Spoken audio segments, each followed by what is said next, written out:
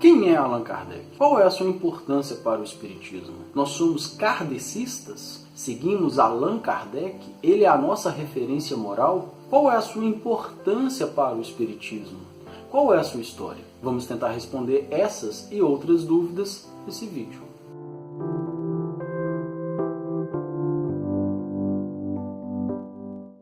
O nome de batismo de Allan Kardec é esse que está aparecendo aqui na tela. Eu nem me atrevo a dizer porque é um nome bastante complexo para nós brasileiros. E provavelmente vou pronunciar errado. Allan Kardec, ele nasceu em Lyon em 3 de outubro de 1804. E ele desencarnou em Paris em 31 de março de 1869. Ele viveu 64 anos. Ele foi um influente educador em sua época. Ele foi um tradutor para o francês, além de ser conhecido como codificador da doutrina espírita. Ele foi discípulo de Pestalozzi, do educador famoso Pestalozzi.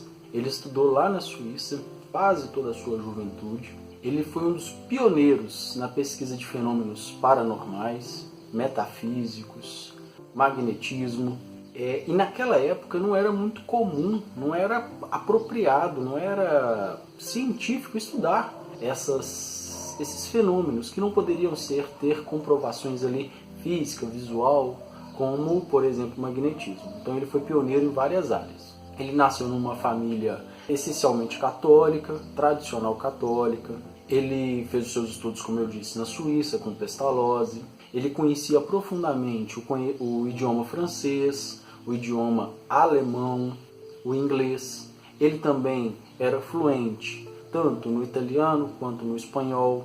Então ele era uma pessoa bastante culta, com um vasto conhecimento em várias áreas, inclusive na educacional, inclusive nas línguas. Então ele tem uma importância grande, não só do ponto de vista espírita, mas também em outras áreas.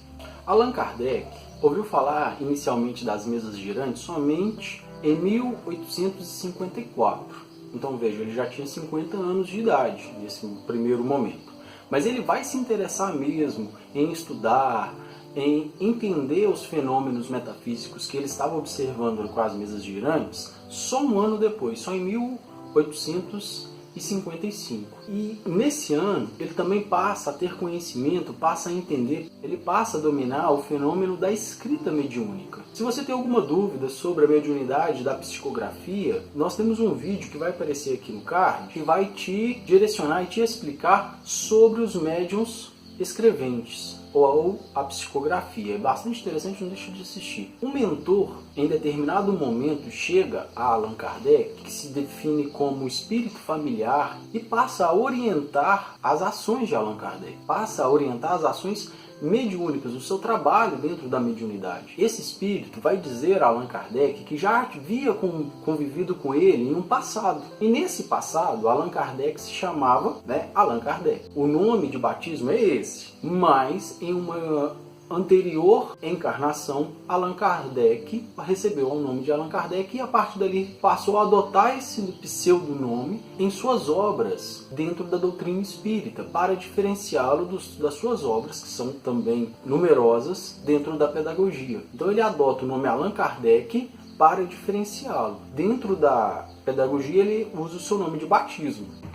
Mas então, Allan Kardec é santo? Ele realizou toda essa obra magnífica da codificação, as obras básicas, a revista espírita, e ele é perfeito, ele é um santo, ele é a nossa referência moral. Allan Kardec é o nosso padrão moral que devemos seguir? É evidente que não. Allan Kardec teve uma importância muito grande para o espiritismo. Ele traz a revelação, a terceira revelação, prometida pelo Cristo. Entretanto, Allan Kardec é um trabalhador como nós, um trabalhador que teve uma importância gigantesca, que provavelmente salvou e salvará milhares de almas e vidas aqui encarnadas. Entretanto, Allan Kardec foi um espírito encarnado. Ele, como nós, também vivenciou a experiência da encarnação e também foi tentado, também teve as suas lutas pessoais. Em muitos casos, podemos encontrar, em algumas passagens, podemos encontrar opiniões de Kardec, comentários de Kardec, que se em uma análise mais simplória e rápida,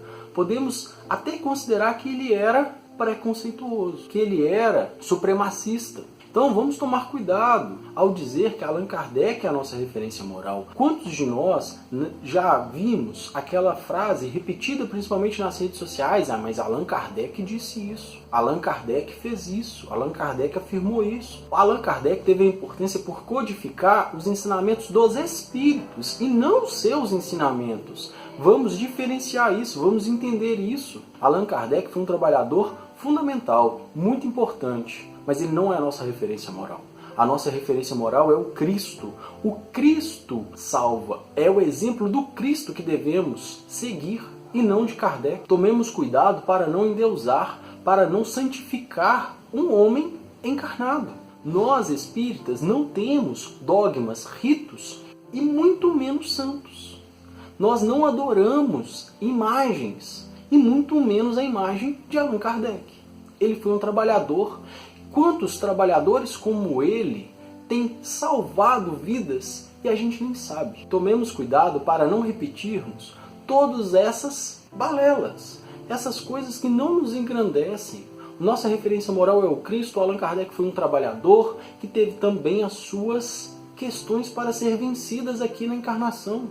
Vamos ter como base algo bastante lógico. Aquele que tem uma responsabilidade em divulgar a doutrina provavelmente tem uma dívida maior do que esse que está simplesmente recebendo essa informação. Você, meu irmão, que escuta, que vê esse vídeo nesse momento, provavelmente está numa situação de evolução muito maior que a minha.